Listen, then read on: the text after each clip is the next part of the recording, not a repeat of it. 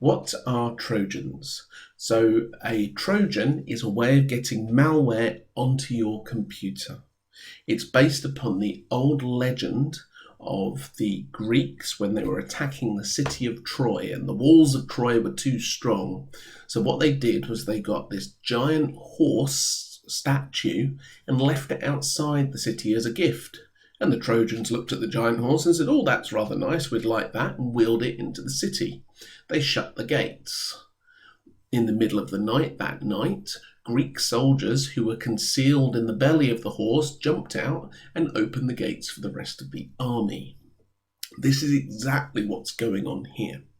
So, what we've got is a gift, so it seems, of, in this case, Photoshop. And they're saying this is for free. So Photoshop costs a lot of money, and maybe you think, well, actually, I can't really afford that. So you install this version and you think, yeah, I'm going to get a cracked version of Photoshop and that will be great. I don't have to pay. That is illegal, by the way. Anyway, it downloads just fine. Probably takes quite a while. You run the installer, and at some point the installer will throw up a screen that might look a little bit like this, and it's a warning from your computer that what you're installing is not officially signed by Adobe, who make Photoshop. You probably think, well, okay, I understand they had to make some changes to the program in order to make sure that it didn't ask for its license, that it will work even though it's illegal, and people click on yes. And perhaps it installs and it is indeed a cracked version of Photoshop. And perhaps it doesn't, perhaps it just says installation failed.